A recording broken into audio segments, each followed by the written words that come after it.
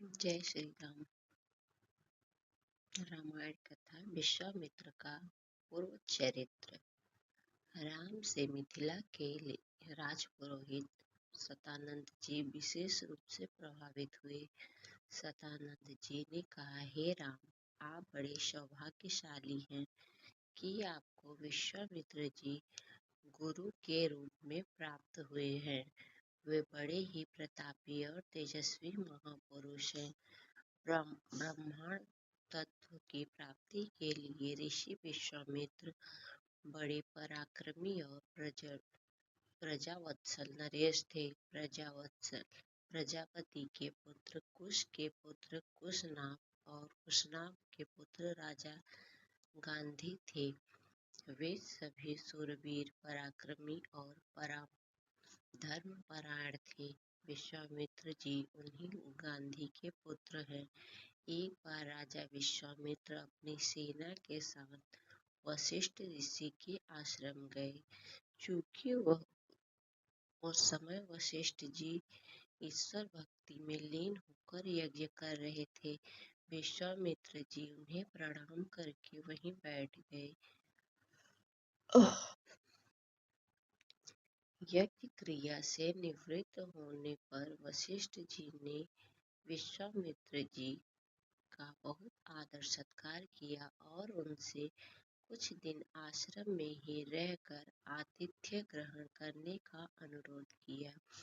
इस पर यह सोचकर कि मेरे साथ विशाल सेना है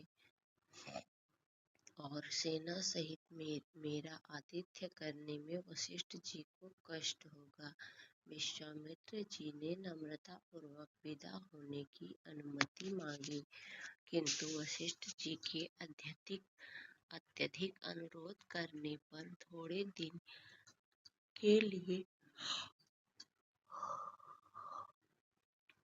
राजा विश्वामित्र को उनका आतिथ्य स्वीकार करने के लिए विवश होना पड़ा। राजा विश्वामित्र के आतिथ्य स्वीकार कर लेने पर वशिष्ठ जी ने कामधेनु गौ का आवाहन किया और उससे विश्वामित्र तथा उनकी सेना के लिए 6 प्रकार के व्यंजन तथा समस्त प्रकार की सुविधाओं की व्यवस्था करने की प्रार्थना की। उनकी इस प्रार्थना को स्वीकार करके कामधेनु गौ ने सारी व्यवस्था कर दिया। वशिष्ठ जी के अतिथि सत्कार से राजा विश्वामित्र और उनके साथ आए सभी लोग बहुत प्रसन्न हुए। कामधेनु गौ का चमत्कार देखकर विश्वामित्र के मन में उस गौ को प्राप्त कर लेने की इच्छा जागृत हुई और उन्हें वशिष्ठ जी से कहा कि ऋषिकेश, कामधेनु जैसी गौ तो किसी वनवासी के पास ही वरन राजा महाराजाओं के पास ही शोभा देती है, अतः आप इसे मुझे दे दीजिए। इसके बदले में मैं आपको सहस्त्रों स्वर्ण मुद्राएं दे सकता हूँ। इस पर वशिष्ठ जी बोले कि राजन, यह गौ ही नहीं मेरा जीवन है और इसे मैं किसी भी कीमत पर किसी को नहीं दे सकता। वशिष्ठ जी के इस प्रकार कहने पर विश्वामित्र ने फलात उस गौ को पकड़ लेने की आज्ञा दे दी और सैनिकगण उस गौ को डंडे से मार मार कर हाँकने लगे। कामधेनु गौ ने क्रोधित होकर अपना बंधन छुड़ा लिया और वशिष्ठ जी के पास आकर विलाप करने लगी।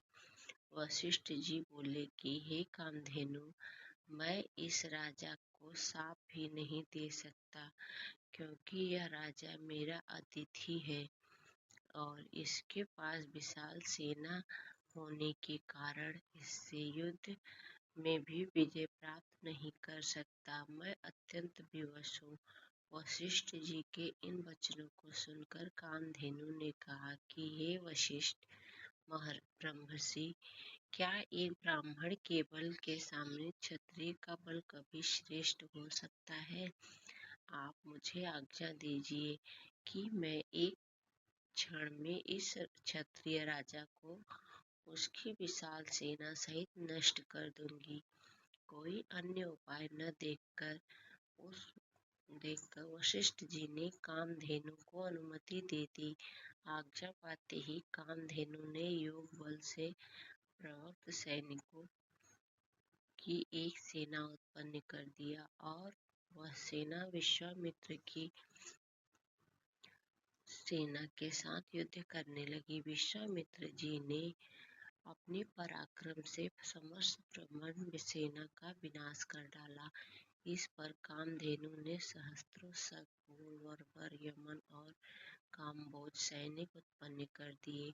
जब विश्वामित्र ने उन सैनिकों का भी वध कर डाला तो कामधेनु ने मारक शस्त्रों से युक्त अत्यंत पराक्रमी योद्धाओं को उत्पन्न किया।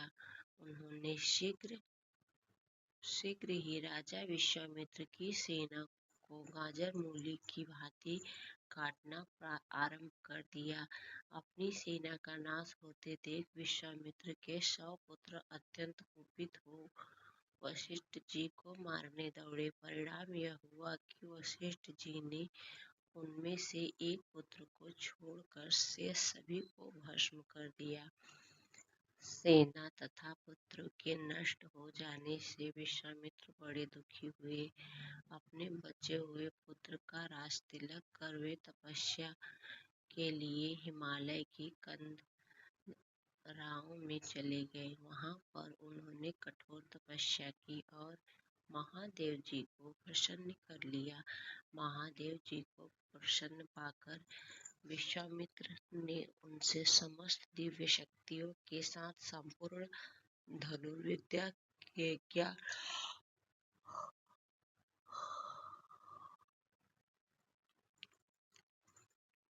विद्या का ज्ञान प्राप्त करके विश्वामित्र बदला लेने के लिए वशिष्ठ जी के आश्रम में पहुंचे। वशिष्ठ जी को ललकार कर उन पर अग्निबाण चला दिया।